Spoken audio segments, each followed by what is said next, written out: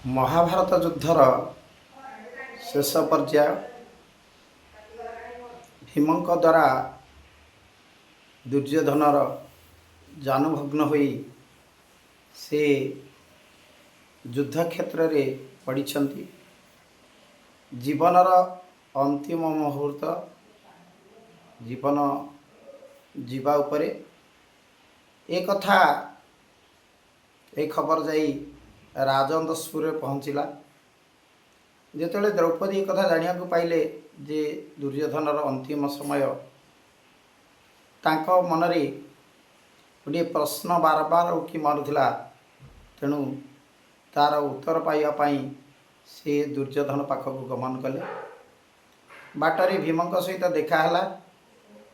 ଭୀମ ଘୃଣାରେ କହିଲେ, ଯେଉଁ ଶତ୍ରୁଙ୍କ ଯୋଗୁଁ ତୁମେ ରାଜସଭାରେ ଅପମାନିତ ହୋଇଥିଲ, ବିବସ୍ତ୍ର ହେବାକୁ ଯାଉଥିଲ, ସେଭଳି ମହାପାପୀକୁ ଦର୍ଶନ କରିବା ପାଇଁ ତୁମେ ଯାଉଛ କାହିଁକି?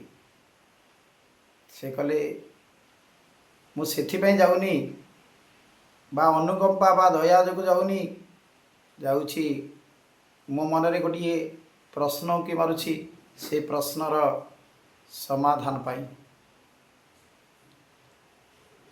ଯୁଧିଷ୍ଠିର ଦେଖିଲେ, ସେ ସାଙ୍ଗେ ସାଙ୍ଗେ ଜାଣିପାରିଲେ ଯେ ଦ୍ରୌପଦୀର ମନରେ କ'ଣ ଅଛି। ତେଣୁ ସେ କିଛି କହିଲେନି। ଶ୍ରୀକୃଷ୍ଣ କେବଳ ତ ହସିଦେଲେ। ଆଉ ସେଇ ସମୟରେ ଦ୍ରୌପଦୀ ଆଗକୁ ବଢ଼ିଲେ। ଦ୍ରୌପଦୀ ଯାଇ ଦୁର୍ଯ୍ୟୋଧନଙ୍କ ପାଖରେ ପହଞ୍ଚି ଦୁର୍ଯ୍ୟୋଧନ କହିଲେ, ଦୁର୍ଯ୍ୟୋଧନ କହିଲେ, କ'ଣ ହେଲା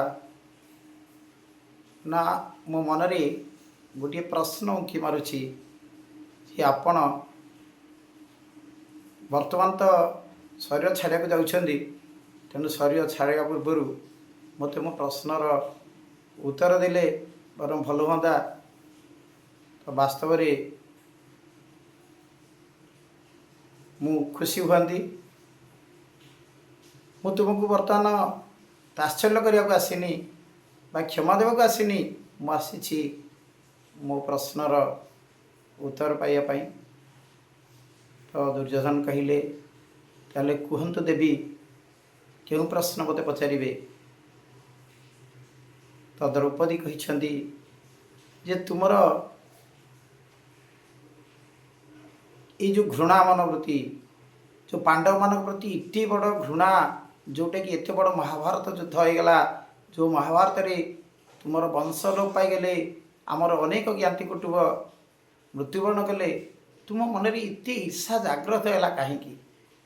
ଏତେ ଘୃଣା ଜାଗ୍ରତ ହେଲା କାହିଁକି? ତ ଦୁର୍ଯ୍ୟୋଧନ ପ୍ରଥମେ ନୀରବ ରହିଲେ।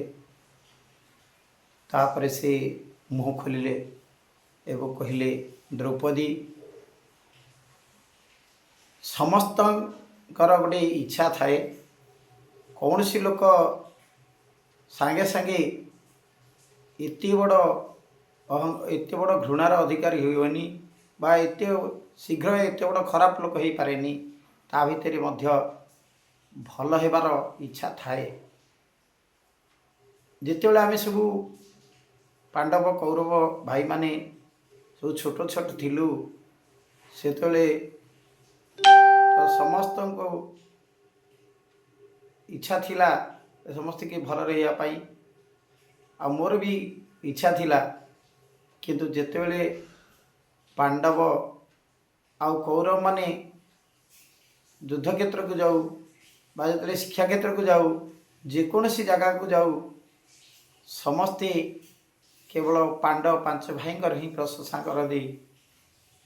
ମୋର କିମ୍ବା ମୋ ଭାଇମାନଙ୍କର କେହି ପ୍ରଶଂସା କରନ୍ତି ନାହିଁ। ତେଣୁ ଏ କଥା ବାରମ୍ବାର ଶୁଣି ଶୁଣି ମୋ ମନରେ ଈର୍ଷା ଆସିଲା। ତେଣୁ ସେଦିନଠୁ ସେଇଟା ଗୋଟେ ଘୃଣାରେ ପରିଣତ ହେଲା। ମୁଁ ଭାବିଲି ଯେ ଜୀବନ କାଳ ଭିତରେ କେବେ ହେଲେ ପାଣ୍ଡବମାନଙ୍କୁ ଖୁସିରେ ବଞ୍ଚିବାକୁ ଦେବିନି ବା ଭଲରେ ବଞ୍ଚିବାକୁ ଦେବି ନାହିଁ। ସେଇଦିନଠୁ ମୁଁ ବାରମ୍ବାର ତାଙ୍କର ପତନର ସୋ ଖୋଜି ଚାଲିଲି, କ'ଣ କଲେ ସେମାନଙ୍କର ପତନ ହେବ। ଏଇଭଳି ସମୟ ବିତି ଚାଲିଲା। ପ୍ରତ୍ୟେକ ମୁହୂର୍ତ୍ତରେ ପ୍ରତ୍ୟେକ ସ୍ଥାନରେ ଆମେ ଘୃଣାର ପାତ୍ର ହୋଇଥାଉ। ଦ୍ୱିତୀୟ କଥା, ଯେଉଁ ଶକୁନି ମାମୁଁ ସିଏ ମଧ୍ୟ ମୋ କାନରେ ଗୋଟିଏ କଥା ସବୁବେଳେ କହୁଥିଲେ ଯେ ଦେଖ, ଯଦି ପାଣ୍ଡବମାନେ ବଞ୍ଚି ରହିବେ ତାହେଲେ ତୁମର ନିଶ୍ଚିତ ହସ୍ତିନା ଛଡ଼େଇ ନେବେ, ତୁମେ ହସ୍ତିନା ସିଂହାସନରେ ମଧ୍ୟ ବଞ୍ଚିତ ହେବ। ସେଠି ମଧ୍ୟ ମୋ ମନରେ ଆସିଲା, ସତ ହେଇପାରେ ବି କଥା। ସେହି ସମୟରେ ମୁଁ ଭାବିପାରିଲିନି ଯେ ଯିଏ ଏଇଭଳି ଭାଇମାନଙ୍କ ବିରୁଦ୍ଧରେ କୁହେ ସେ କେବେ ଆମର ହିତାକାଂକ୍ଷୀ ହେଇନପାରେ। ମୋ ଭିତରେ ଈର୍ଷାର ଜାଗ୍ରତ ହେଲା, ଘୃଣା ଭାବ ଜାଗ୍ରତ ହେଲା। ଶକୁନିଙ୍କ ପରାମର୍ଶରେ, ମାମୁଙ୍କ ପରାମର୍ଶରେ ମୁଁ ଜୁଆ ଖେଳିବାକୁ ଡାକିଥିଲି। ଆଉ ଜୁଆ ଖେଳର ଉଦ୍ଦେଶ୍ୟ ଥିଲା କେବଳ ମୋର ବିଜୟ ଏବଂ ପାଣ୍ଡବମାନଙ୍କର ପରାଜୟ। ମୁଁ ସବୁବେଳେ ଚାହୁଁଥିଲି ମୋର ବିଜୟ। ଆଉ ଯେତେବେଳେ ଗୋଟିଏ ପରେ ଗୋଟିଏ ସମ୍ପତ୍ତି ଯୁଧିଷ୍ଠିର ହରେଇ ଚାଲିଲେ ସେତେବେଳେ ମୁଁ ବହୁତ ଖୁସି ହୋଇଥିଲି। ଆଉ ଅହଙ୍କାରରେ ତ ଭୁଲିଗଲି ମୁଁ ସବୁକିଛି। ତେଣୁ ମୋ ଭିତରେ ଈର୍ଷାରୁ ଅହଙ୍କାର ରୂପ ନେଲା। ଯେତେବେଳେ ମୁଁ ଅହଙ୍କାର ଆସିଲା, ମୁଁ ଭାବିଲି ମୋ ଠାରୁ ବିତ୍ତଶାଳୀ, ମୋ ଠାରୁ ଧଳଶାଳୀ, ମୋଠୁ ବଡ଼ ବୀର ଆଉ ଦୁନିଆରେ କେହି ନାହାନ୍ତି। ମୁଁ ବର୍ତ୍ତମାନ ସାରା ଦୁନିଆ ଜାଣିବ ଯେ ଦୁର୍ଯ୍ୟୋଧନ ସବୁଠାରୁ ବୀର ଆଉ ଶ୍ରେଷ୍ଠ ରାଜା। ଯେତେବେଳେ ସମସ୍ତ ହରାଇ ଦ୍ରୌପଦୀଙ୍କର ବସ୍ତ୍ର ବିବେଚନା କରିବା ପାଇଁ ଆଦେଶ ଥିଲି, ସେଇଟା ବଡ଼ ଅନ୍ୟାୟ ଥିଲା।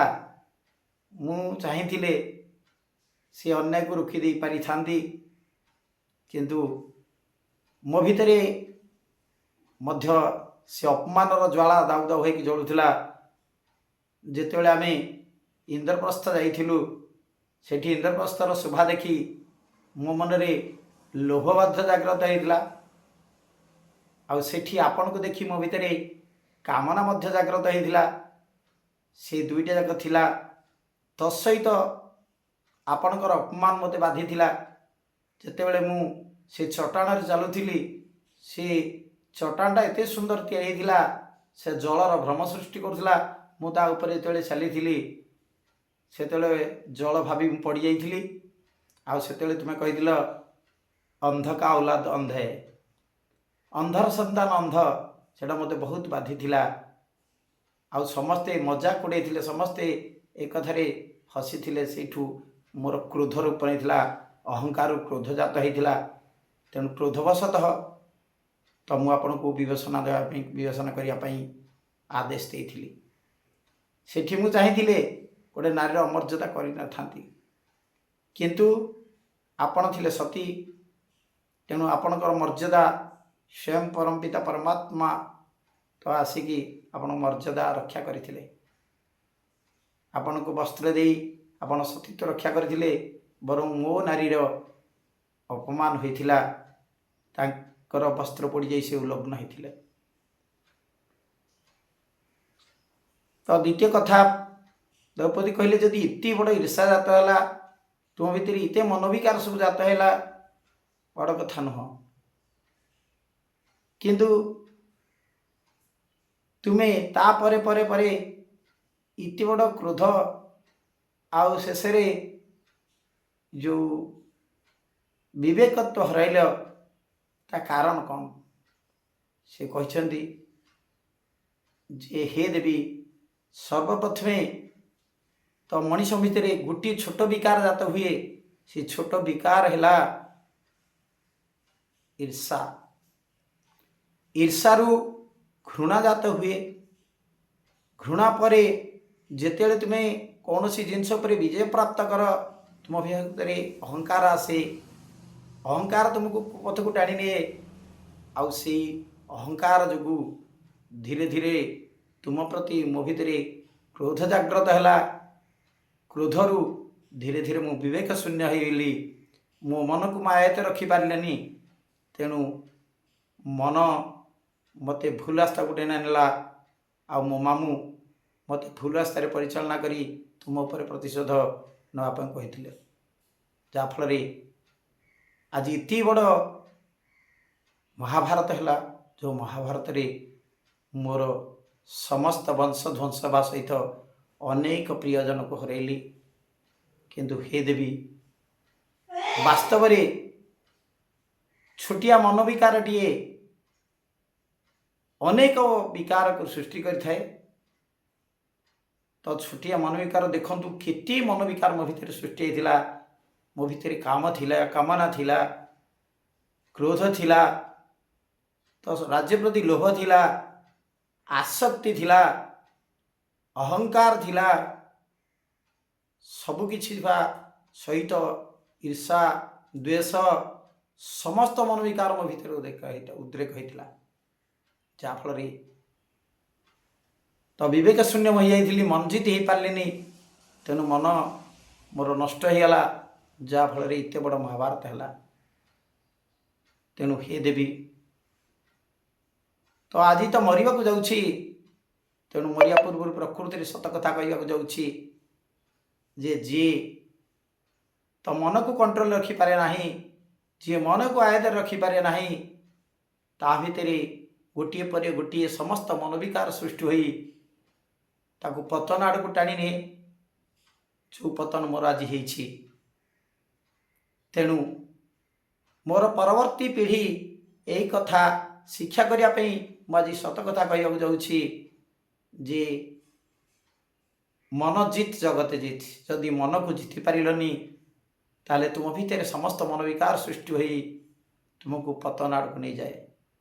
तापरे दुर्योधन को मदने शांति आसीथिला से आकाश को चाहते धीरे धीरे तांकर प्राणवायु उड़ी चली जाइथिला। तेणु हे भाई माने तो मन जीत जगत जीति तेणु मन को जीतवा हेले तो संयमी हवा दरकार। कौन सी गोटे विकार जदि आसिला धीरे धीरे सी समस्त विकार को टाणी आनी मन को नष्ट भ्रष्ट कर दिए। तेणु मन को बार बार प्रभु पद लगाओ, मन को शांत रख, मन को सदाबले प्रभु पादर लगेले तुम्हें मन जीत जगत जीत हुई मुक्ति जीवन मुक्ति पाई परिबो। ओम शांति।